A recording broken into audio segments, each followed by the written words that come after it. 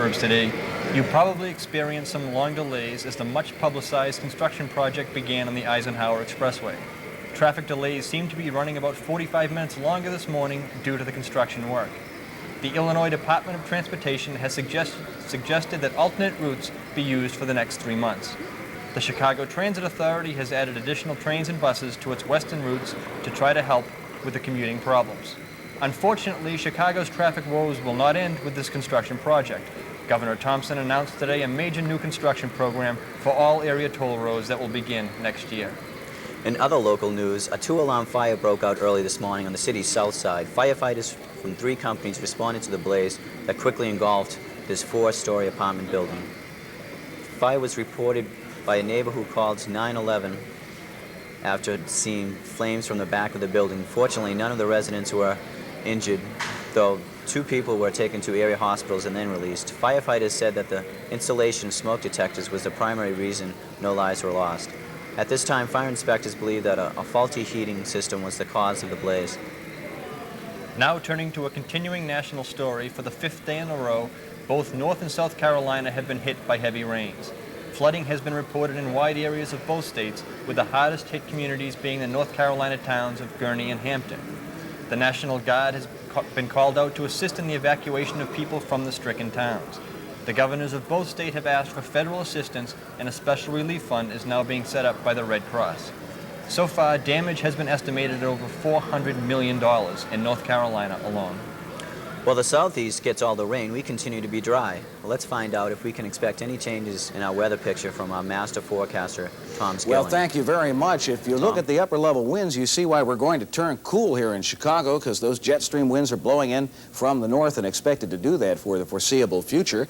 Low pressure around here could mean some rain next week, but look at the clearing up to the north. This is a big Canadian high pressure, and its frontal system thunderstorms are moving away from Chicago, not expected to come this way. We even saw a big hole open up in the clouds up by Milwaukee today, so tomorrow should be lovely, with winds blowing right in off Lake Michigan, and that will keep it kind of cool around this area. Well, that's a check of our weather for now. I'm Tom Skilling, and back to Chicago's newest and best news team. Thank you, Tom. The lucky winners from last week's $25 million lotto came forward today. Mr. and Mrs. Jack Crampton from downstate Carbondale declared that they would have to sit a spell to figure out what would they do with all that money. When we asked a couple what they would give their 7 children, Mrs. Crampton teased reporters when she said that each children would get $1 so they can win their own million. Now in sports, I'm happy to report that both the Cubs and the Sox are continuing their winning streaks. Yesterday, before 32,000 fans at Wrigley Field, the Cubs defeated the San Diego Padres 5-3. Ryan Sandberg started the scoring with his 20th home run of the season. There's a drive into left field. Way back it might be. It is! Holy cow! In other National League action, the Phillies beat the Cincinnati Reds by 1. The Giants ended their losing streak by overcoming the Pirates in 12 innings. The Expos got past the Braves, and the St. Louis Cardinals won a squeaker over the Los Angeles Dodgers 3-2. Meanwhile, on the south side, the Sox won their 7th in a row as they blasted the Cleveland Indians 8-2. Carlton Fisk continued his hitting streak, going 4 for 4 with 2 home runs. In other American League games, the Yankees beat Detroit Tigers 5-1. Kansas City outlasted the Angels 14-12, and the Orioles lost their 4th in a row as they fell to Toronto 5-4. Now for football, the Bears held a light workout this morning at Hallis Hall as they prepare for their season opener.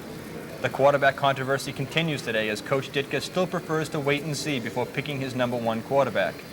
Ditka did say that the competition is good for the boys. An announcement is expected next Friday. In other sport notes, the Bulls and the Blackhawks begin their rookie camps this week.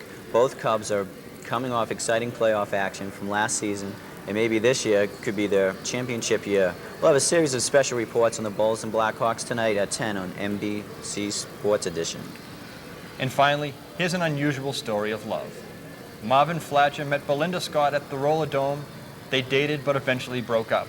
15 years later, they met again at the same roller rink and fell in love. So I'm happy to announce that today, the couple rolled out before family and friends to exchange their wedding vows.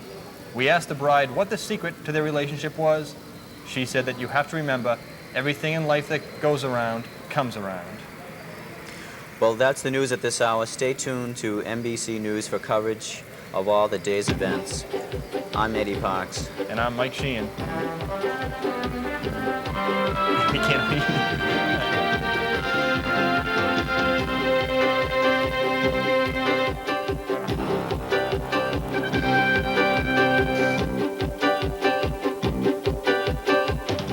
This has been a presentation of the Museum of Broadcast Communications.